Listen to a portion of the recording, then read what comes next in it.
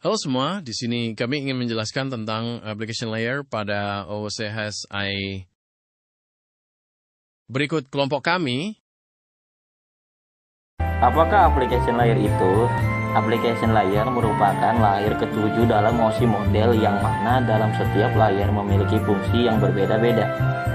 Application layer adalah lapisan layer teratas pada OSI model ketika user akan mengirimkan pesan dan menjadi layer atau lapisan terakhir pada sistem OSI model ketika user akan menerima pesan.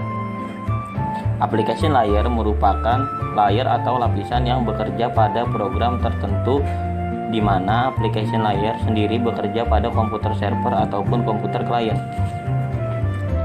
Cara kerja dari application layer. Pada dasarnya, application layer akan menerima perintah dari usernya dengan bantuan aplikasi atau software tertentu untuk mengirimkan suatu pesan atau data ke komputer lainnya. Sehingga begitu sebaliknya, application layer akan menampilkan pesan atau data yang diterima oleh user dalam bentuk aplikasi atau software tertentu. Fungsi dari application layer 1. Sebagai alat pengumpul informasi dan data yang dikirimkan melalui jaringan. Application layer mengumpulkan keseluruhan informasi dan data yang diterima yang akan dikirim melalui sebuah jaringan. Ketika user akan menerima data, maka application layer akan mengumpulkan seluruh data yang telah sampai untuk kemudian dapat dimunculkan di dalam aplikasi tertentu. 2. User interface. Dalam menampilkan data dan informasi setelah presentation layer menyajikan data, application layer akan bekerja dalam menampilkan data yang tersaji tersebut di dalam user interface, bisa sebuah aplikasi, program, ataupun sistem tertentu, sehingga data yang tersaji bisa dilihat dan diamati langsung oleh user. Software dan perangkat yang bekerja pada application layer. Application layer bekerja pada perangkat keras yang kita kenal sebagai komputer server ataupun komputer user. Komputer server atau user sebelumnya harus memiliki software atau perangkat lunak yang mendukung. Layer application ini bekerja dengan bantuan software dan aplikasi tertentu yang terinstal di dalam sebuah komputer, baik komputer penerima maupun pengirim. Beberapa program yang bekerja dengan menggunakan layer aplikasi ini seperti email client, contohnya Outlook, dan web browser, contohnya Mozilla dan Chrome. Ketika memahami bahwa application layer bekerja pada software dan program di atas, maka secara otomatis application layer bekerja dengan bantuan beberapa macam protokol. Berikut ini adalah beberapa protokol yang bekerja pada application layer.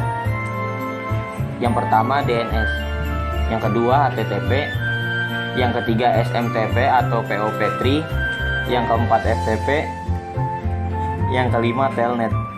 1. DNS, Domain Name System. DNS merupakan kumpulan nama host dan alamat IP sebuah website di internet. Kumpulan data ini dibutuhkan DNS untuk menjalankan fungsinya sebagai penerjemah IP address ke hostname ataupun sebaliknya.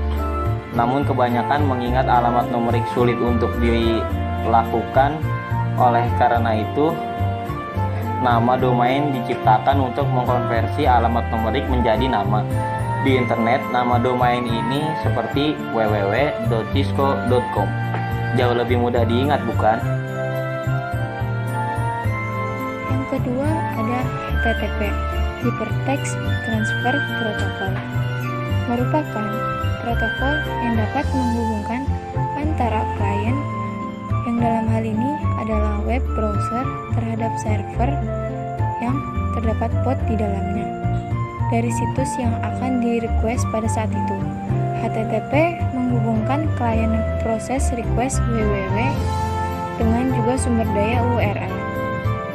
Jadi, dengan adanya HTTP user yang bekerja pada sebuah browser akan memperoleh sebuah link dari situs yang sudah tersedia dan akan terhubung dengan web.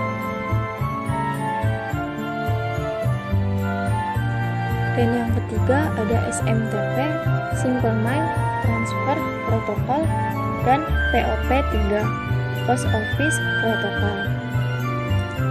SMTP merupakan salah satu jenis protokol yang bekerja dalam hal pengiriman pesan berupa surat elektronik atau email pada jaringan internet.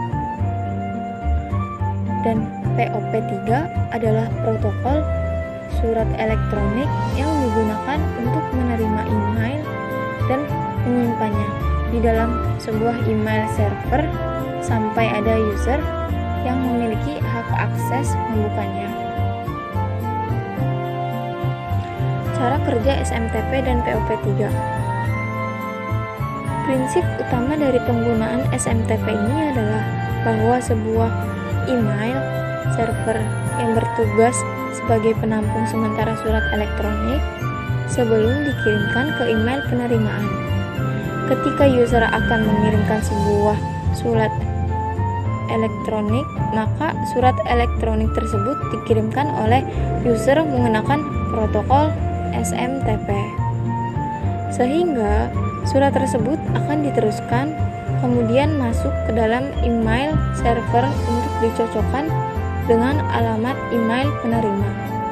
Ketika alamat email penerima sudah terdeteksi cocok, maka email tersebut kemudian dikirimkan ke alamat email yang dituju dengan cara mengambil email dengan bantuan protokol POP3, dan pengirim akan memperoleh notifikasi bahwa email sudah dikirimkan ke alamat. Terima kasih sudah menonton, maaf jika salah kata.